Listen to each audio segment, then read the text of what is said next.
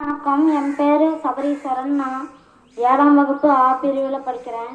நான் படித்த புத்தகத்தோட பேர் ஆமையும் முயலும். ஒரு காட்டில் ஆமையும் முயலும் வாழ்ந்துட்டு வந்திருக்குது. அது அதோட சின்ன வயசில் ஆமைக்கும் முயலுக்கும் நடந்த ஓட்டப்பந்தயத்தில் ஆமை ஜெயிச்சிருது. அது ஒரு வீரனாக நினச்சிட்டு மறுக்கா முயல்கிட்ட போய் ஓட்டப்பந்தயத்துக்கு கூப்பிடுது.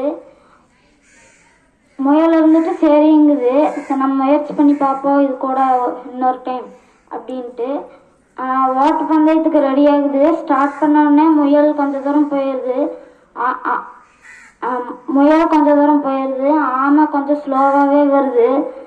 திடீர்னு முயலுக்கு ஒரு மாதிரி மூச்சு திணறல் ஆயிடுது.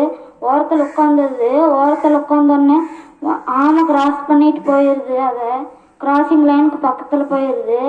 திடீர்னு எறும்பு கூட்டம் சாப்பாடு எடுத்துகிட்டு போயிட்டுருக்குது. அதை முயல் பார்த்தோம்னா இதோட குறிக்கோள் சாப்பாடு தான். அதோட குறிக்கோள் மட்டும்தான் தேடி போயிட்டுருக்குது. நம்மளும் நம்மளோட வெற்றியை தேடி போனால் நம்மளுக்கு சந்தர்ப்பம் நல்லா இருக்கும் அப்படின்னு சொல்லிட்டு அதோட வெற்றியை தேடி சீக்கிரமாக போயிடுது.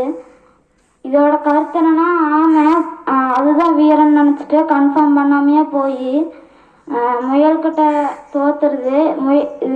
முயல் என்ன நினைக்குதுன்னா, நம்ம அந்த எறும்புக்கிட்ட இருந்தால் இது கற்றுக்கிட்டோம், நம்மளோட குறிக்கோளை மட்டும் நம்ம தேர்ந்தெடுத்துட்டு போனால் எதை வேணால் கடந்து போகலாம். தேங்க்யூ.